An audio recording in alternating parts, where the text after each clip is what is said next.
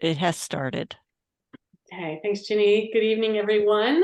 This is the Town of Mansfield Deconstruction Subcommittee of the Solid Waste Advisory Committee, meeting on August 28th, 2023 at 5 p.m. So I shall call the meeting to order. Thank you for being here. And it's good to see you all.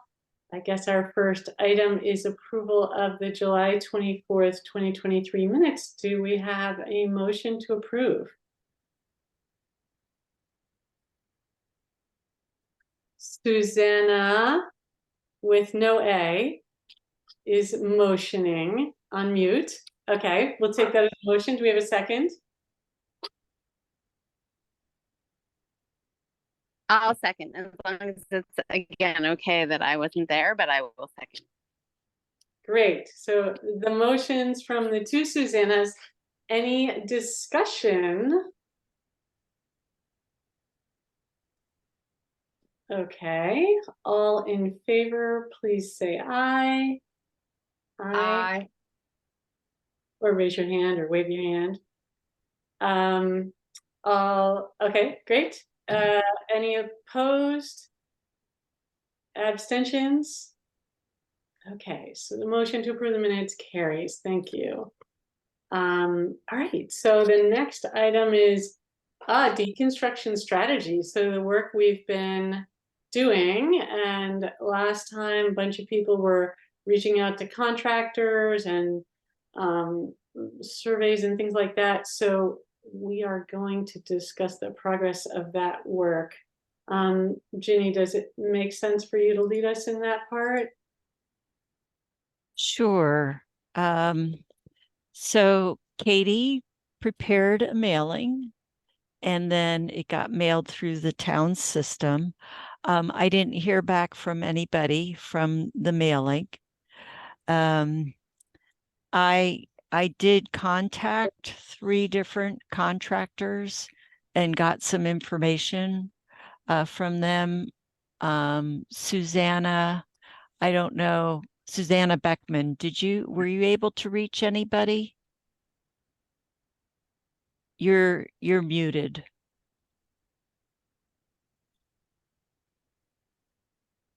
Can't hear a word you're saying.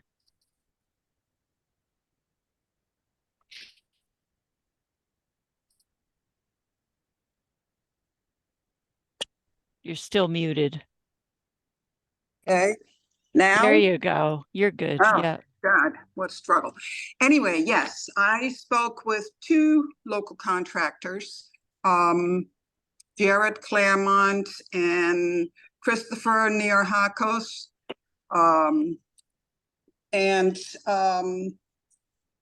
Basically both individuals, they're just one-man operations. You know, any job they do, they subcontract with, you know, plumbers or framers or whatever it may be.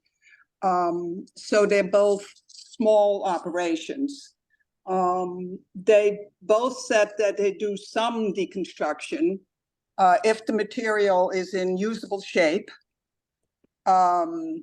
Both do some recycling, but as Chris Nearhako said, he used to, you know, like if there was any kind of metal piping or anything like that, he would take it to a facility where, you know, they would take it and he would get money, he said, but that the cost of that has gone down so far that he says it's costing me more to take it there than I'm getting out of it. So I think for both guys, it's a matter of, you know, what it costs them to like seriously do deconstructing, recycling, and all of that. And sometimes, you know, being a small operation, it isn't worth their time. If they, like both Jared and Chris said, if they do like say a kitchen renovation, if the cabinets that are in there are of good quality, they will, you know, take the time to dismantle them, and then they either take them to Wayne or they take them to Habitat for Humanity. But if it's, if they're really cheap cabinets, it's not worth the money because it takes extra time if you want to be careful about, taking something down and not, damaging it in the process. So it seemed to, in some ways, be a matter of, finances for them personally. So they do what they can. And so, like they both said, when they do a job, you order a dumpster, and the dumpster comes, and they throw everything in the dumpster, and the dumpster gets hauled away. And so it's, then it's part of the cost of doing the project for the homeowner. But if they're doing like deconstructing like a kitchen and stuff, he said then it sort of comes out of their pocket, because that would take longer than just, ripping the kitchen out. And they both, I remember, Ginny, you had said something about possibly using one of the school buildings to maybe use part of that as a facility where maybe if people have stuff that's in good shape, that it could get dropped off there, and then people can come in and maybe pick up things for people who are doing things themselves, working on their own projects. And so they thought that might work. They also both look at the what is that, the Mansfield, see, hang on here.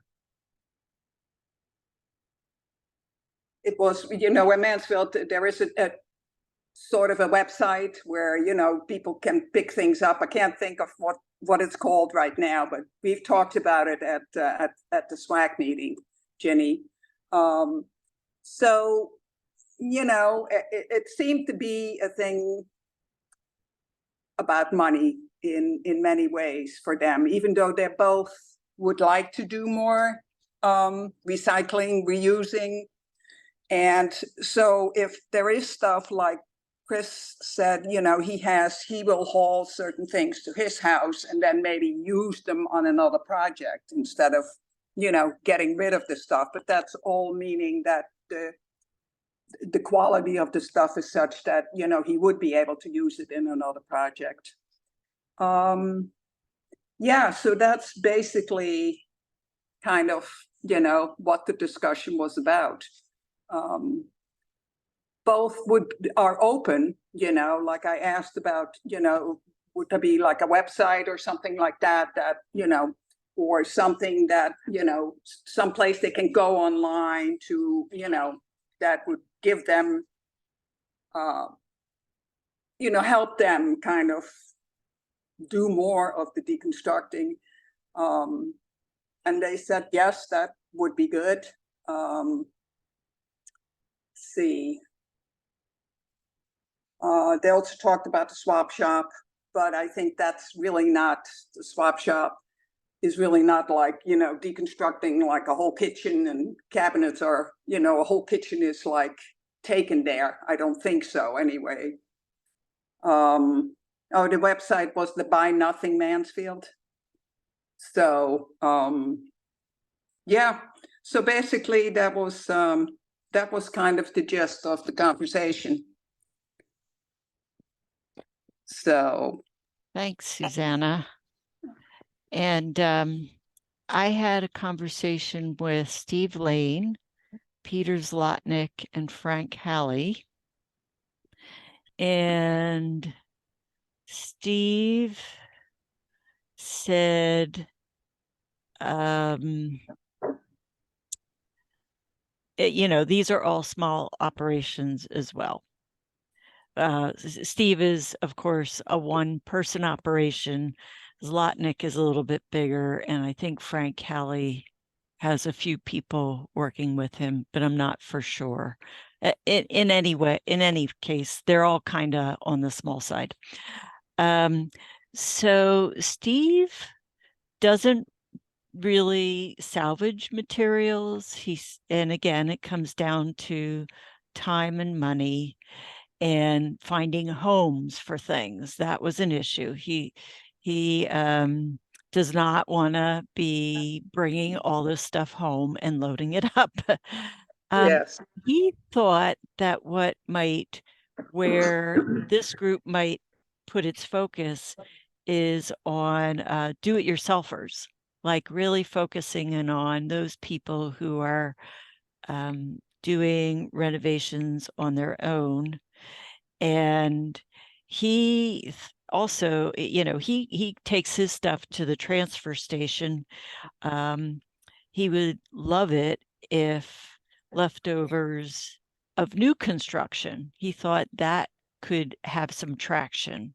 The leftovers from new construction, not so much deconstruction. But if that were collected and managed at the transfer station, that would be a great thing for contractors like himself. Peter Zlotnick says that, well, he kind of equated the term deconstruction with demolition.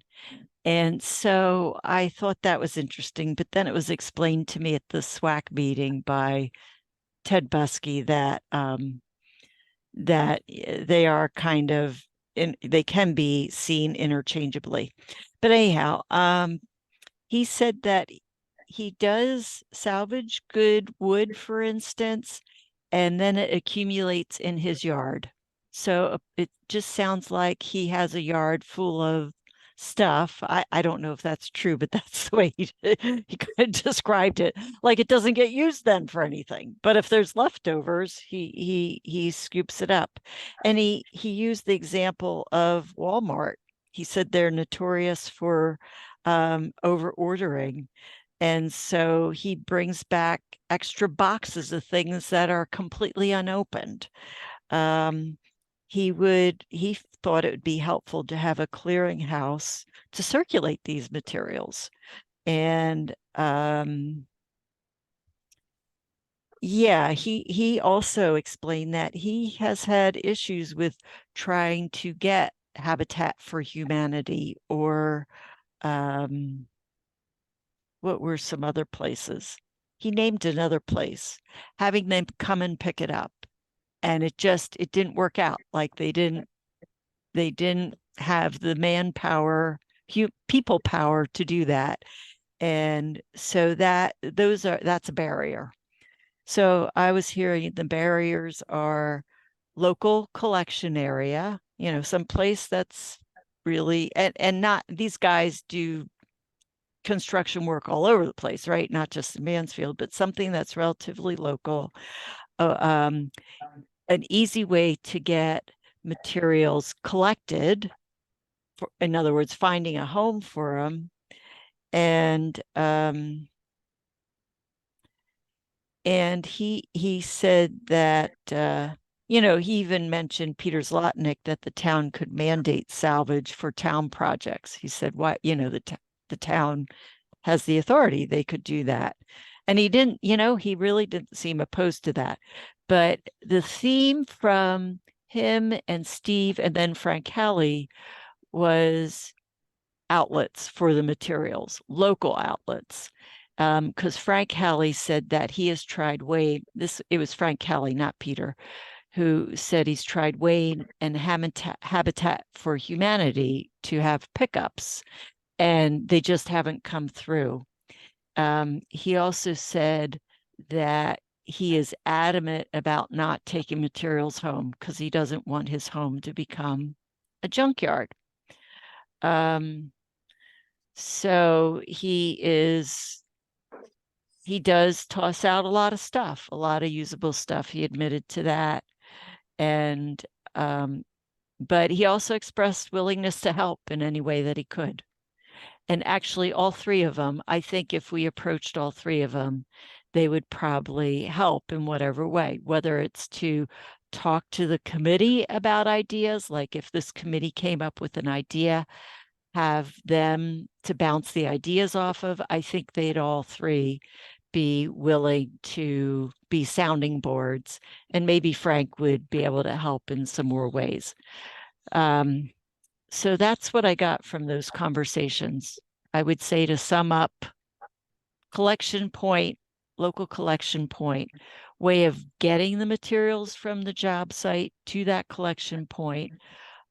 Focus on do-it-yourselfers rather than on deconstruction, more about taking apart a kitchen. Kitchens seem to be a popular thing. And so materials from those kitchens or for those kitchens. And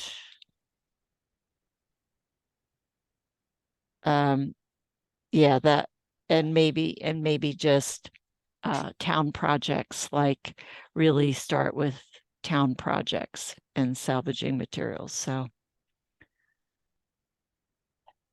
that was it. So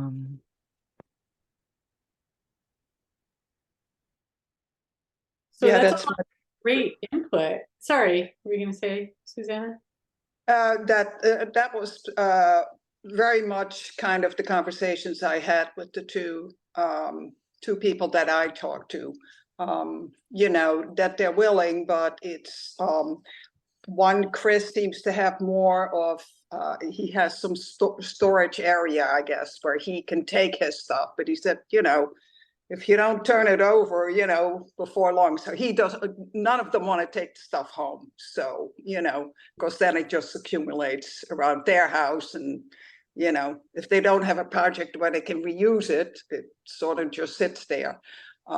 So it's much the same conversation. And both also were very, very willing for me to, you know, or the town, somebody to get in touch with them if we have some other things that we thought of, and, you know, give us feedback as to whether they think that would work for them. So much the same, Ginny, as what you heard from the people you spoke to.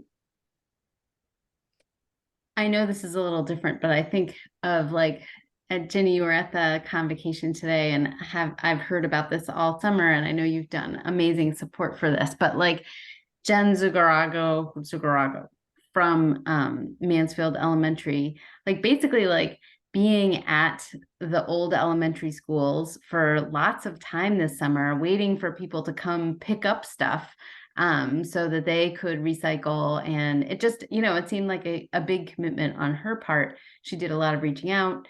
And then a lot of people, you know, had to coordinate a lot of time of where she was just there available for people to pick up bookshelves or desks or chairs or whatever it is that they needed. So just thinking about that space seems important, and then somebody to be there. Yeah.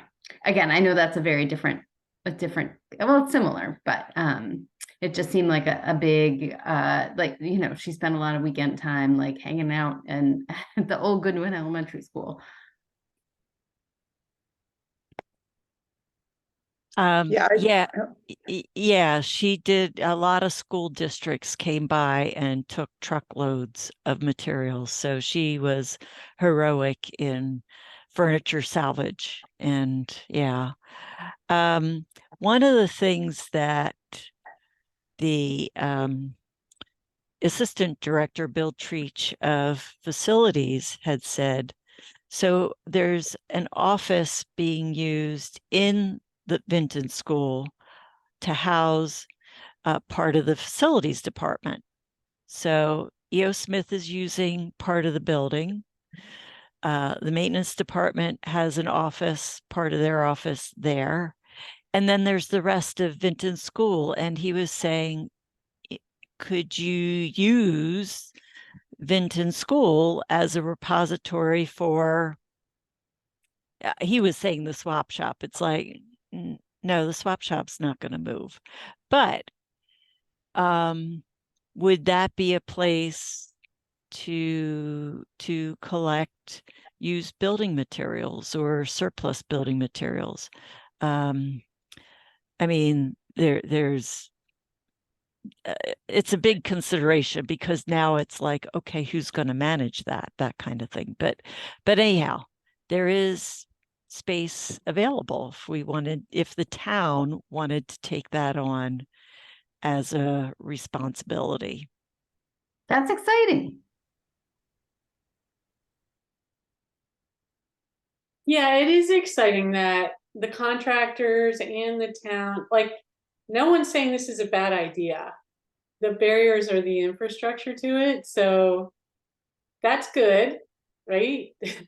People want to work on solutions together. It's a tricky one. Hi, Ted. Be careful. So do people have other thoughts after hearing these reports? And thank you guys for doing this research and connecting with people and collecting all this information. What do folks think about that? Ted might have also reached, I think Ted was reaching out to somebody, so maybe Ted has something to report.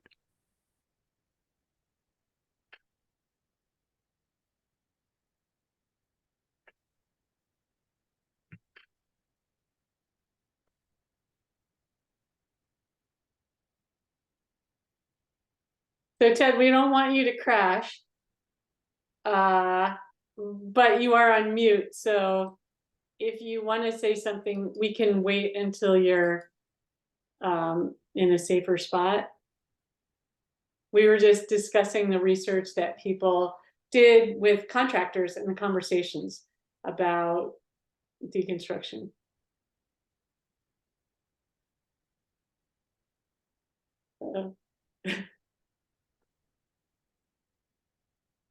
Well, probably, I mean, until Ted can have his say there, if we could, oh, there he is.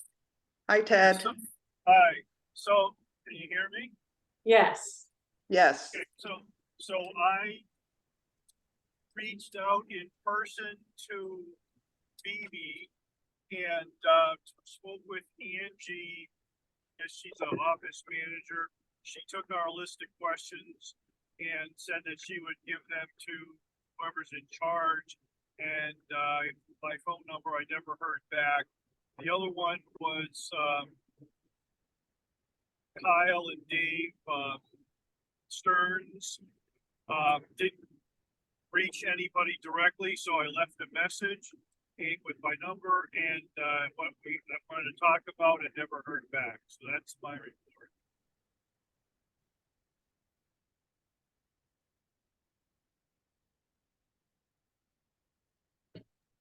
Thank you. Susanna, did you want to say something else?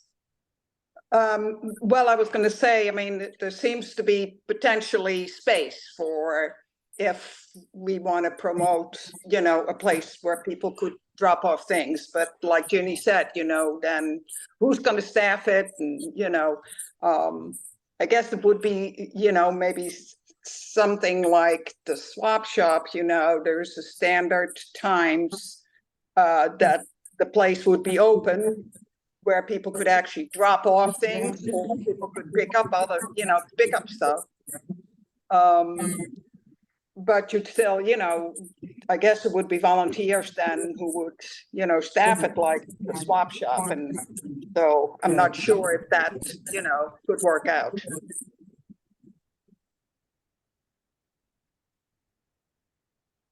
That's Well, all if this group wanted to explore that concept, that idea, I was wondering if it would be worthwhile.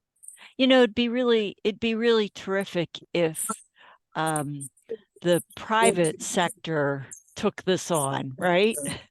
But I don't, yeah, it's not happening. So how do you kind of push it along to happen?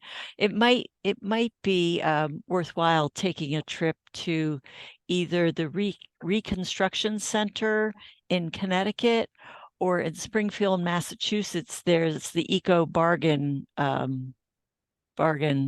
Center. And the Eco Bargain Center has been in business for I don't know, a lot of years, maybe 15 years, maybe even 20.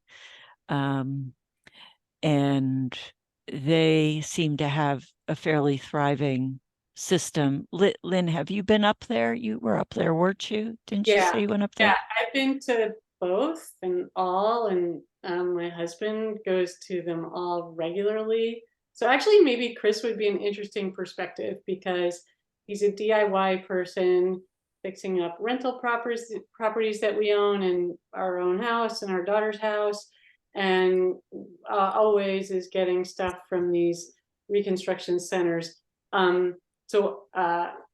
He would have some perspective on it, but from my perspective of going to these places, it's hit or miss. You know, if you're looking to redo a kitchen, you got to keep going back like regularly during the time you're looking, because it's certain sizes and colors, and not even to mention the quality. And so the bigger ones like CET in Springfield have a really big throughput. So you know that like there's going to be something new if you go back next week because it moves in and out fast. Smaller ones, you know, maybe not so much. There's one in Bloomfield. It might be a Habitat one that tends to get a lot of stuff from like University of Hartford was throwing out a ton of chairs that we have in our house now, and our daughter has some of them. Like they're nice wooden chairs, right? They just decided on a different style or something. So I guess it's I guess my two things are it's hit or miss, and you have to kind of be willing to wait for the right thing to show up. And it's unless there's a really big inventory that cycles in and out, it's kind of not really worth. I mean, if you are really doing this and you have projects going, you know, you wouldn't mess around with a little one that doesn't have a lot coming in and going out, or I wouldn't. I'd rather drive to Springfield knowing that there's a bunch of stuff there. I was going to jump in and say, wouldn't it be great to start small? But it sounds like that it has to be of scale that makes sense for people's time. Like going in and maybe getting a cabinet or two or something that could be is not efficient or effective. I wonder too about I know like you made me think, Lynn, about University of Hartford. I know UConn has like giant warehouses full of stuff. I wonder what they do with all of it. I could find out. Oh, we know. Oh, I you mean, know. we used to go regularly. They used to have it at the training school at the Depot Yeah. campus, and it was open regularly. Like I don't know, a couple times a week. You could go look through stuff. You knew to come at like times of year when they're doing rehabs. My understanding, I think, from Chris is that they've either scaled it back so it's just sporadically open or not open much at all. But I can ask him. Yeah. You're talking about the surplus store? at Yeah. UConn? Yeah. Well, it's not out in the you call it the training school anymore. It's behind the police station. It's still not open to the public. It closed in COVID, but it's still available for UConn personnel. So professors and so on who need equipment.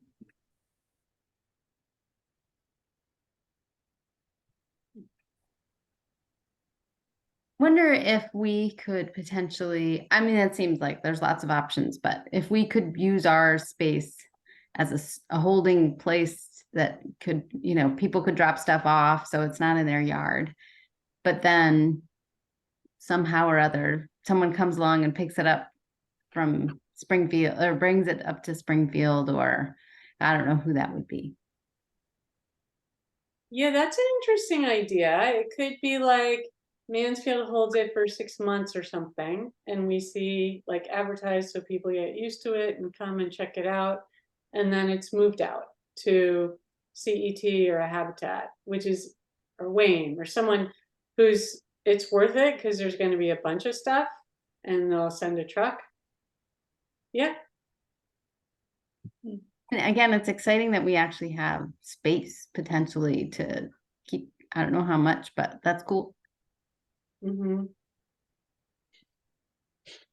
I think our biggest obstacle is also what we find in recycling.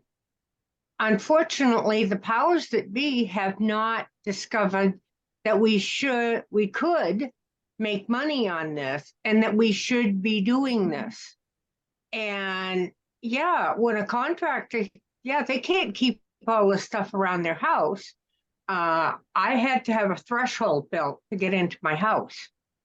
And he used recycled materials that he had from another job. I had also recycled a big box of deck screws with him too, and a couple of other things. So we did like a barter system. But I think we also need to talk with maybe our government, our state senators, our state representatives, and have them be thinking of a way that the state can make this more profitable for contractors to do it. I like the idea of using the schools as a depository because I know that, if somebody can get it for a little or nothing, they'll go there and they will use that. But unfortunately, it all comes down to money. And that's kind of sad that we can't help the environment because well, we don't make any money off it, or we don't, that type of deal. I do feel that, we still need to have something in place to get contractors to at least do some recycling of stuff, that we can't have a financial burden on them. It's already a lot of money to do renovations on your house. The cost of labor, the cost of materials, all of that adds up. And so the homeowner is getting stuck paying a good amount of money anyways, and they're not going to want to pay money out to recycle either. So it's a catch-22 type of situation. Yeah, it really is. I mean, the article you sent about Portland, Oregon, Katie, was very interesting. Thank you. And I looked at their ordinance that's been updated over the years a little bit. So for those of you who didn't get a chance, it's basically requires deconstruction on homes in Portland, Oregon that were built before 1940. So that's interesting that there's like a date. I guess the historic stuff is more relevant, but that it has for a demolition, that's getting a demolition permit from the city, and they have to use a demolition contractor. So then they had a list of licensed demolition contractors, which of course we don't.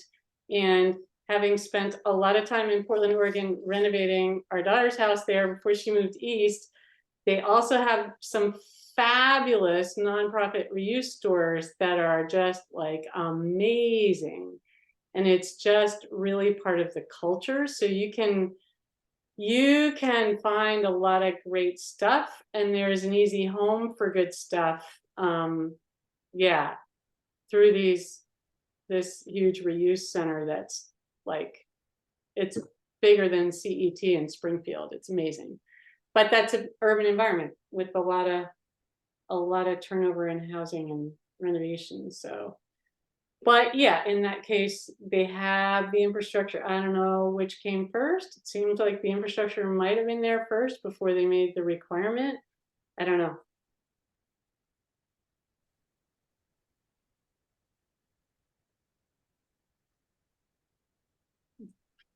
I'm just thinking the other piece we identified was the tie to the building department. And so Portland uses deconstruction permits.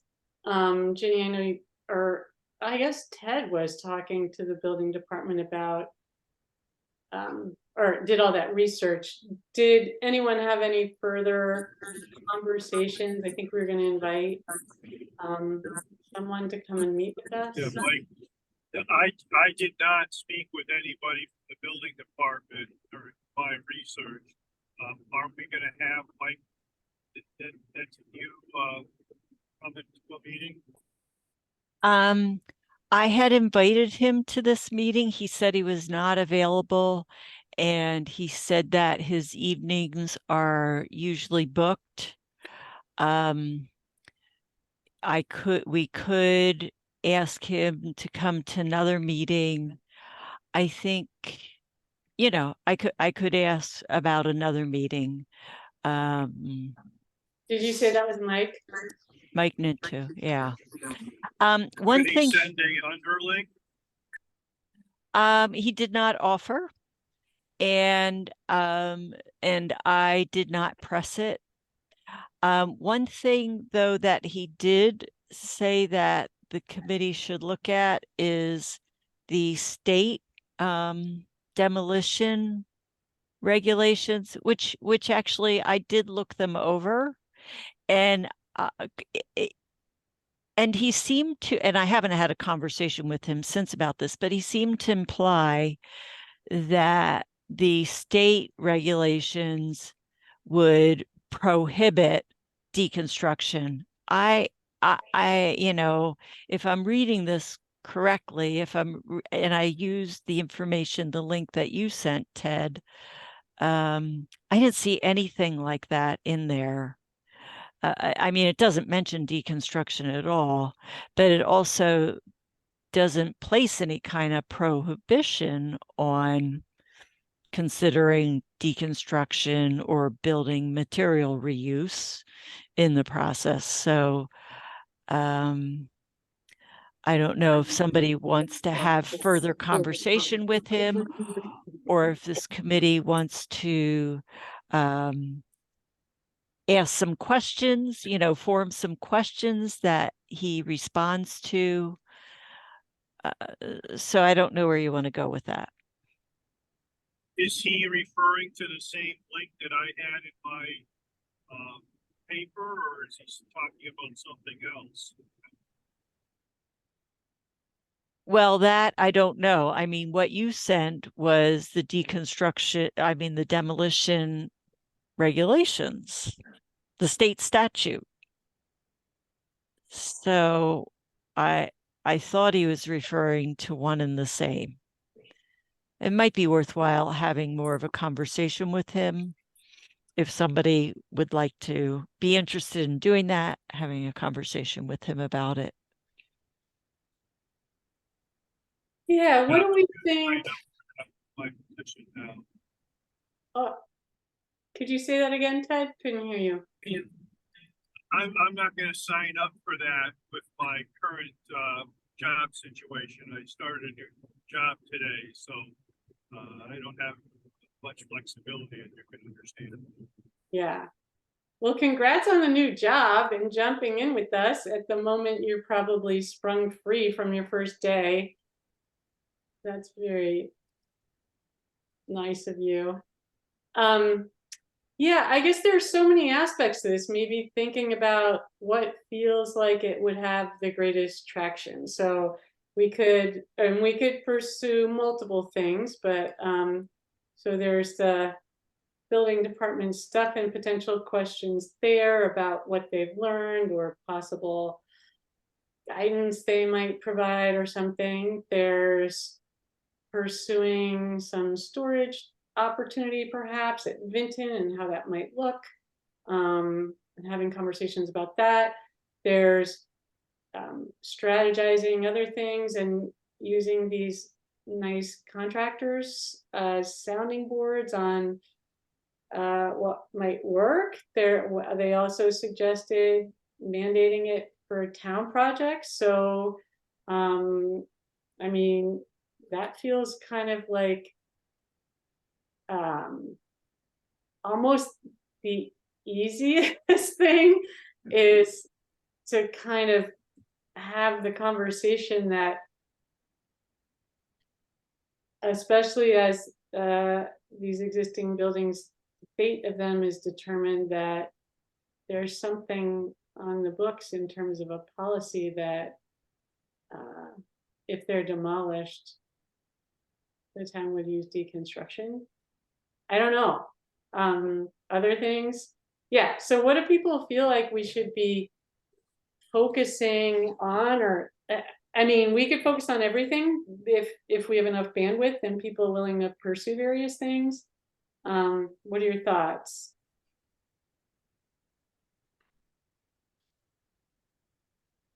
Are we also talking about the town? I thought initially when we started this subcommittee that we had talked about like a town ordinance or a town.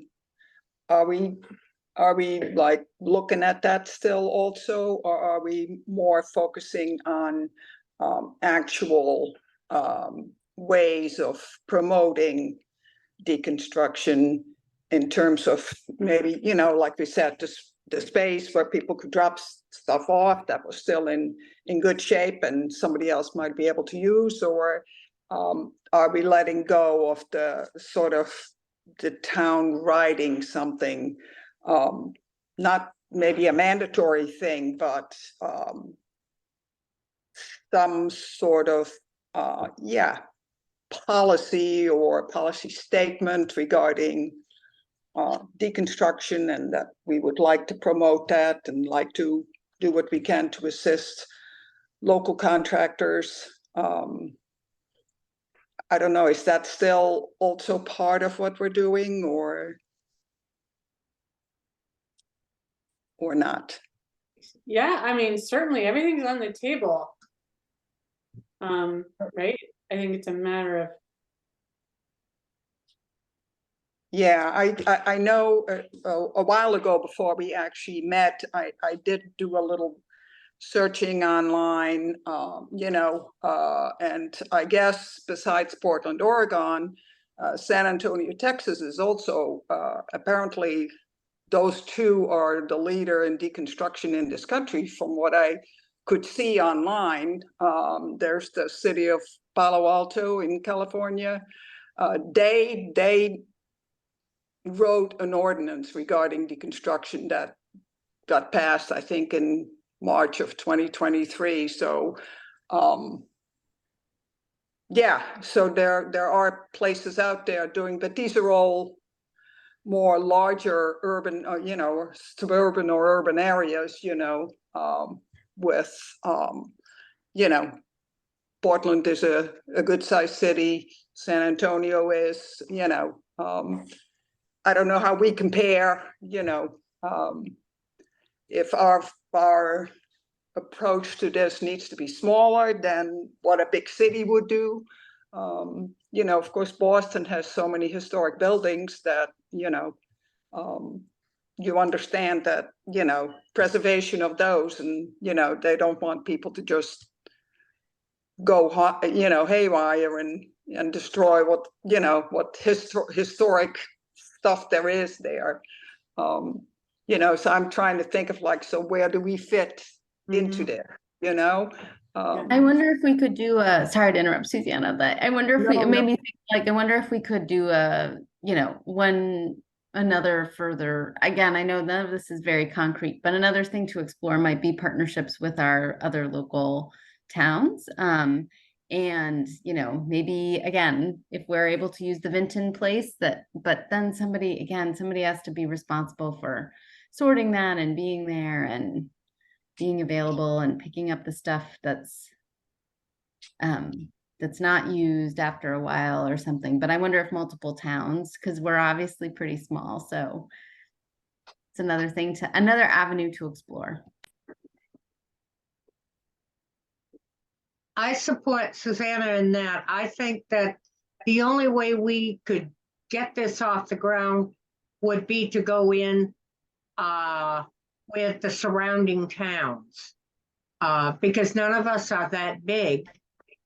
But we do have the facilities of Vinton or Goodwin to be able to use it to turn it into a recycling place. And it wouldn't take too many renovations to make it good for using it for that.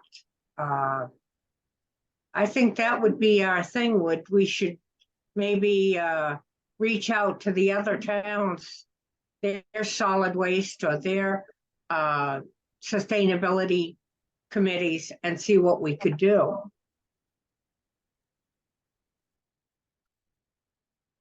Yeah, I think that's an awesome idea. Maybe we would need to bring Bill Treach in first to make sure it, yeah, just like take the conversation a little further. We think we want to explore it. Could it happen? And yeah, town staff would have to kind of maintain it or something. And then we could talk to other towns. Could do a pilot, make it non-threatening. Pilot, where have I heard that before? Mhm. Who you said we should talk to Bill? Who is Bill? The assistant facilities manager. He's the assistant director of facilities management, Bill Treach.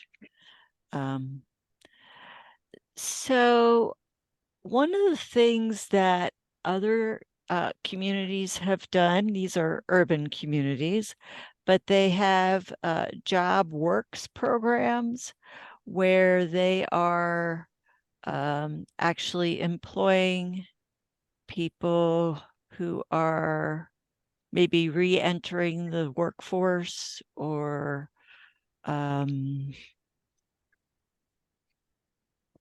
they're training, they're training people on how to deconstruct. I know we're not talking necessarily deconstruction here. We're talking about a place to collect stuff.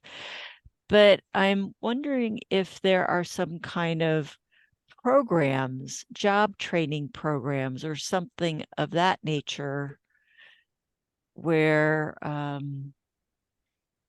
there could be a partnering with that and the collection, at least temporary collection of building materials,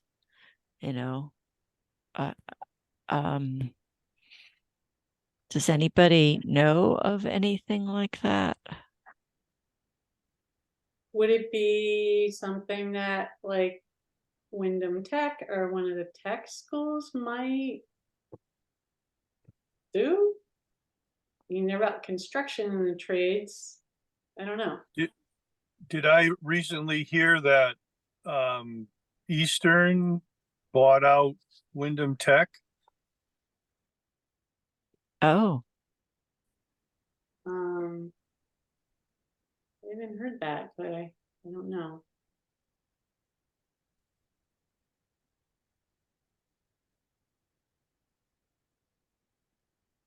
well, I'm just wondering if there's some kind of partnering so that like for instance, E.O. Smith is using part of Vinton School, and if some kind of entity were to use the space available at Vinton School where materials could be collected, but it wouldn't be run by the town. It would just be the building is being used. So that way staffing would be through this group. Like for instance, Opportunity Works is a nonprofit that works with individuals with intellectual and physical disabilities.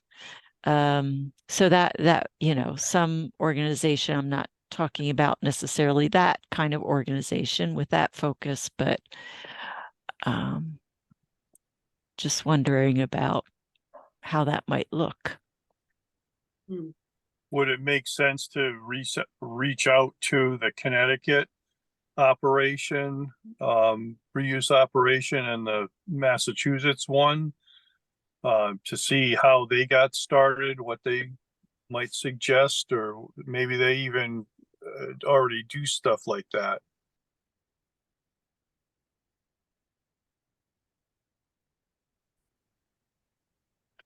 Yeah, sure. Do you want me to contact them? The Reconstruction Center and Eco Building Bargains? I would say it's something that we'd want to check into. Maybe they would want to attend this meeting and talk to us. Can somebody send links to those two if they haven't been sent already? And then also links to, I heard Palo Alto, Oregon and Boston. That's in the, I had sent out a guide Yeah. on Yeah. Never mind. the links are in there. I don't, Right, yeah, never mind. Palo Alto might be referenced, I'm not sure, but Okay, San Antonio probably is. I know Boston is. yeah, Yeah. yeah, Boston was. Um, but yeah. Okay, sorry about that. No, that's okay. I mean, I could send you links to Eco Building. It's called Eco Building Bargains. Hmm. And Are they open on Saturdays and you can take a field trip there? yeah, I'm pretty sure they are. Yeah. So,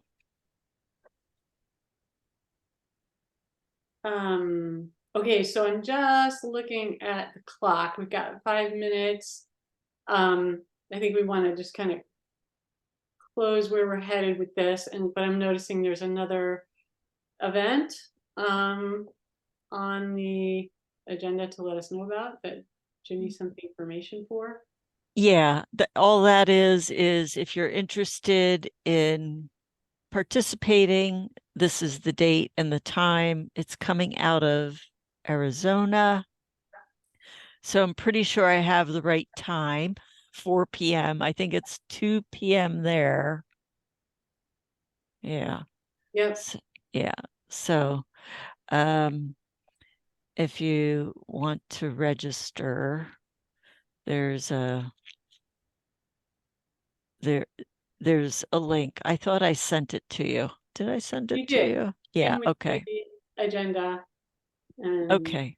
this as an attachment. So people can find that in Ginny's email for the meeting. Yeah, and so lots of great discussion. Where do we want to be when we gather again next meeting? Ginny, you offered to maybe reach out about workforce stuff to CET and others. Do we want to have another conversation with Bill Treach, follow up on the conversation Ginny had?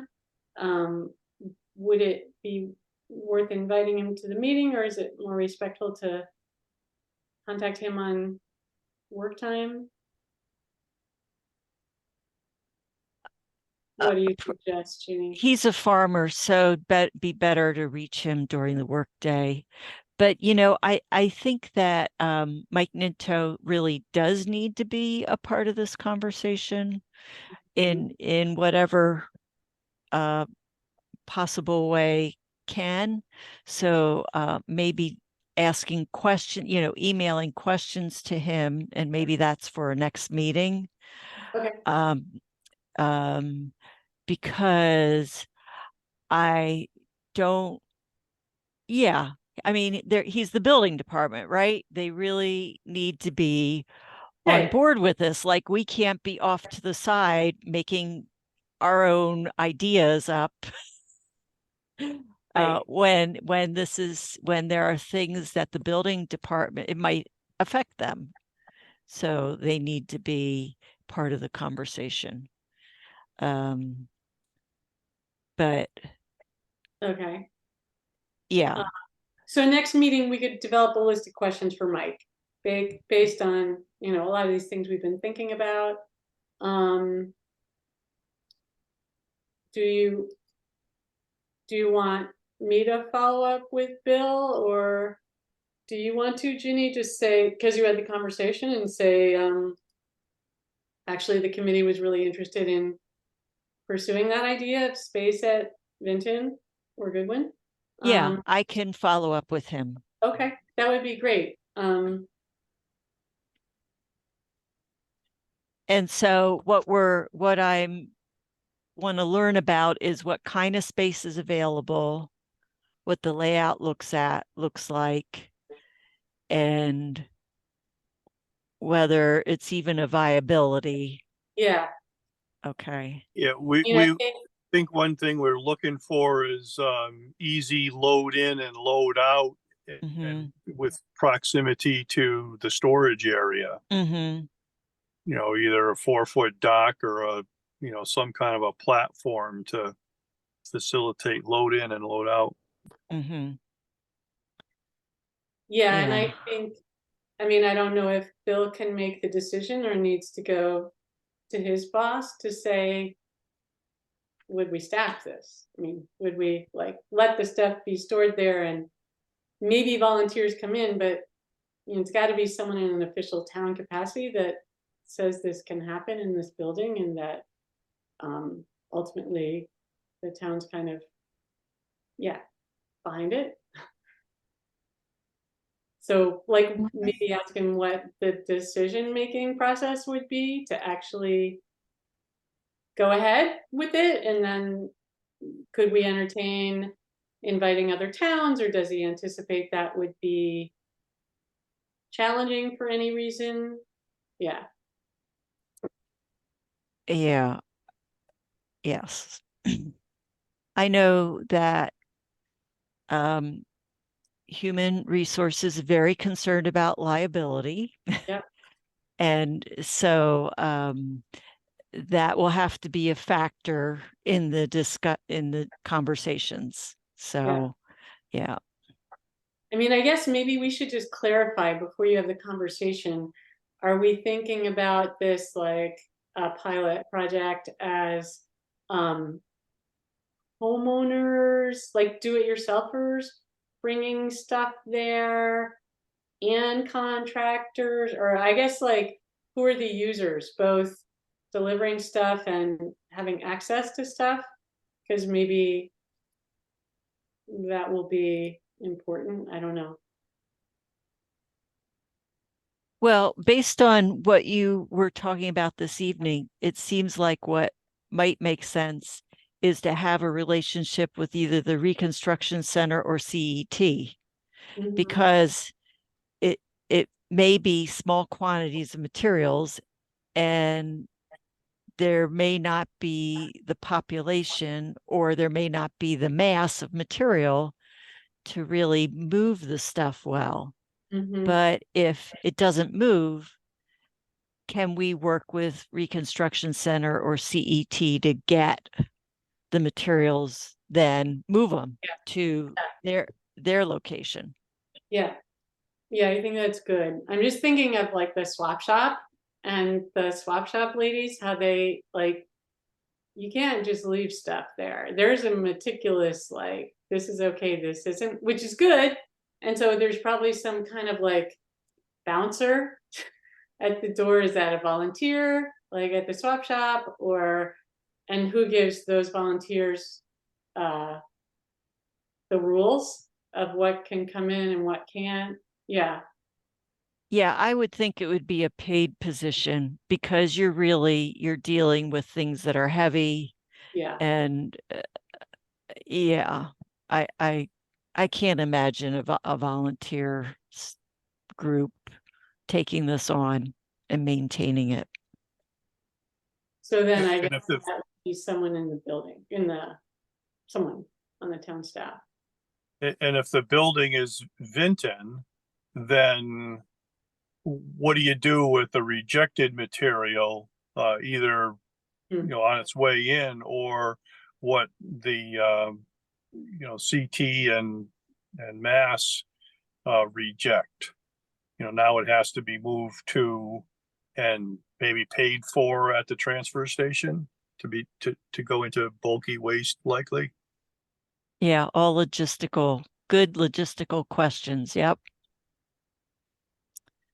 Yeah. Okay, well, we are at 6:04. Ginny, does this feel, it kind of ends up on your shoulders again. Yeah, is there anything you'd like help with, or does this feel comfortable? Yeah, it's reasonable. Thank you. Yeah, I think it's baby steps and that's fine, right? Yeah. Yeah. Yeah, it's tricky stuff. Yeah. Okay, so will we be meeting again next? Yeah, is this time okay? The fourth Monday of the month at 5 o'clock? Is that For okay? me, I'm kind of thinking that the time is not good, Yeah. but I'll have to see. This is only my first day, and I had a doctor's appointment that I couldn't change, so that's what made it easy for me to get here. Anyway, that's my input. What time do you think might work better? I can't say that yet. Okay.